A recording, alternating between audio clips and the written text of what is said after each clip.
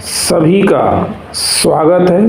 आज हम लोग रूपक अलंकार, जिसे अंग्रेजी में मेटाफर कहते हैं, उसके बारे में विस्तार से पढ़ेंगे।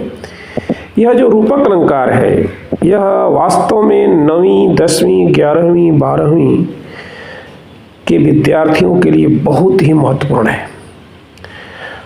हम कहेंगे हर हिंदी के विद्यार्थी और प्रतियोगियों के लिए महत्वपूर्ण अलंकार है रूपक अलंकार।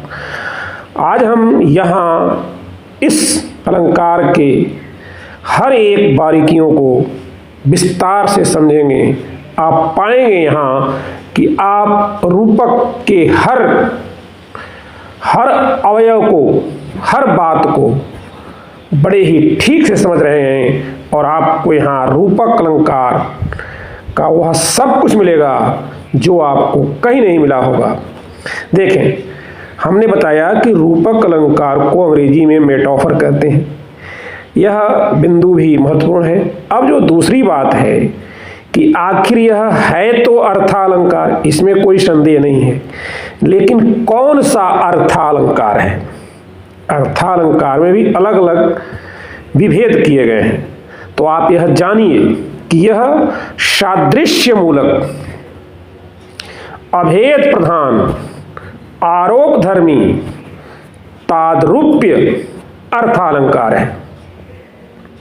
यह सादृश्य मूलक, अभेद प्रधान, आरोप धर्मी, तादरूप्य अर्थालंकार है। अब इसके बारे में कुछ विशेष बातें भी हम जान लेते हैं। उपमेय और उपमान के भेद को मिटा देने वाली उपमा रूपक हो जाती है। बड़ी अद्भुत बात। उपमेय और उपमान यहाँ भी है, उपमेय और उपमान उपमा अलंकार में भी है, लेकिन वहाँ उपमेय और उपमान अलग अलग स्पष्ट रहते हैं। जैसे चाँद सा मुख में चाँद भी स्पष्ट है और मुख भी स्पष्ट, अलग अलग भेद दिख रहा है। लेकिन यह अलंकार उपमेय और उपमान के भेद को मिटा देता है। जैसे मैंने कहा, चाँद मुख, जो चाँद है वही मुख है, जो मुख है वही चाँद है। कोई इसमें भेद नहीं रह जाता है। यह विशेष ध्यान रखेंगे। उपमेय और उपमान के भेद को मिटा देने वाली उपमा रूपक हो जाती है। अब हम इसकी एक सर्वमान्य परिभाषा करेंगे। इस परिभाषा को आप देखें, समझें।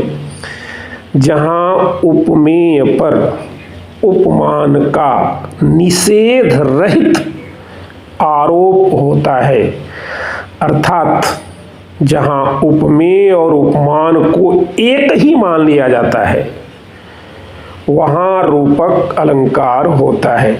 उपमेय और उपमान के बारे में हमने उपमा अलंकार में विस्तार से बता दिया है। फिर भी आप जानें, उपमेय का मतलब प्रेजेंट, प्रस्तुत, प्रत्यक्ष, जिसकी तुलना करते हैं। उपमान का मतलब एब्सेंट, अप्रत्यक्ष, अप्रस्तुत, जिससे तुलना करते हैं। यह आपको हमेशा दिमाग में रखना है। अच्छा, दूसरे शब्दों में इस बात को समझ लेते हैं। उपमेय पर उपमान का आरोप या उपमान और उपमेय का अभेद ही रूपक है। सीधी सी बात है। उपमेय पर उपमान का आरोप किया जाए या उपमान और उपमेय का अभेद हो जाए तो वहां रूपक अलंकार हो जाएगा। आरोप का आशय प्रस्तुत अर्थात प्रेजेंट, जिसे मैंने बताया अभी आपको, प्रत्यक्ष बताया, जिसे हम उपमेय कहते हैं। उपमेय से अप्रस्तुत अर्थात जो एब्सेंट है, जो अप्रत्यक्ष है, जो अप्रस्तुत है, जिसे हम लोग उपमान कहते हैं, का अभेद एक रूपता दिखाया जाता है। दोनों में एक रूपता प्रकट किया जाता है। इसीलिए आरोप में प्रायः अभेद दिखाया जाता है। उदाहरणों से समझेंगे हम लोग। जैसे उदाहरण नंबर 1 है, सस्य मुख पर घूंघट डाले, अंचल में दीप छिपाए। सस्य मुख पर घूंघट डाले, अंचल में दीप छिपाए। आप उदाहरण नंबर 2 भी देख लीजिए। चरण कमल बंदों हरि राई। इन उदाहरणों को ध्यान रखिएगा, इसके बारे में आगे हम चर्चा करेंगे। उदाहरण नंबर 3 देखें। माया दीपक नर पतंग भ्रमि भ्रमि इवय पड़ंत। माया दीपक नर पतंग भ्रमि भ्रमि इवय पड़ंत। चौथा उदाहरण भी देख लें। अवधेश के बालक चारि सदा तुलसी मन मंदिर में बिहरें। ऊपर के जो मैंने उदाहरण दिए, उन उदाहरणों में शशिमुख, चरण कमल, माया दीपक, नर पतंग भी देखें आप तीसरे में, माया दीपक और नर पतंग। चौथे में मन मंदिर। यहां इन जगहों पर, पहले में शशिमुख पर, दूसरे में चरण कमल पर, तीसरे में माया दीपक और नर पतंग में, और चौथे उदाहरण में मन मंदिर, यहाँ रूपक अलंकार है। आप थोड़ा ध्यान देंगे तो यहाँ एक बात बड़ी ही बारीकी से आपको दिखेगी कि जहाँ जहाँ मैंने आपको रूपक अलंकार बताया, वहाँ वहाँ एक समानता दिख रही है। विशेष ध्यान रखेंगे, समानता क्या दिख रही है कि जो उपमेय और उपमान हैं, उन दोनों के बीच में अंग्रेजी का डैश चिन्ह, जो हमने आपको यहाँ दिखाया, डैश कोष्टक में लिखा है, माइनस के रूप में जो चिन्ह होता है जिसे हम डैश कहते हैं, इस डैश चिन्ह का प्रयोग उपमेय और उपमान के बीच में हुआ है।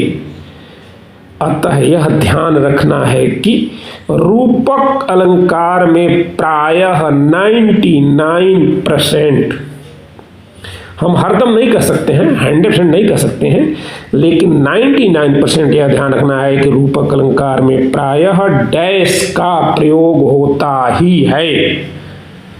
यह आपको ध्यान रखना है और सरलता से आप समझ जाएंगे।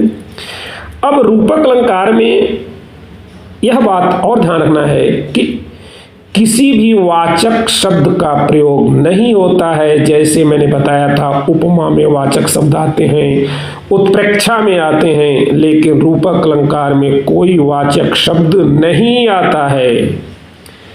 मुख्य बात यह ध्यान रखना है कि अगर परीक्षा में केवल रूपक अलंकार पूछे तो यहाँ तक पर्याप्त है, आगे कोई आपको आवश्यकता नहीं है। लेकिन विस्तृत जानकारी के लिए रूपक के बारे में इस प्रकार से हमें विस्तार से जानना चाहिए। रूपक के सामान्य भेद होते हैं, रूपक के भी भेद होते हैं, जैसा कि हमने आपको उपमा और रूपक अलंकारों में बताया है। उपमा और उत्प्रेक्षा अलंकारों को पढ़ाया, वहाँ बताया है। वैसे ही रूपक के भी भेद होते हैं। रूपक के जो भेद हैं, 2 सामान्य भेद हैं। पहले भेद का नाम है तद्रूप रूपक और दूसरे का नाम है अभेद रूपक। हम इन दोनों को विस्तार से अपने अगले भाग में पढ़ेंगे। आशा है आज आप रूपक को विस्तार से समझ गए होंगे। इनके भेदों को आगे पढ़ेंगे। आज के लिए आप लोगों को बहुत बहुत धन्यवाद। Thank you very much.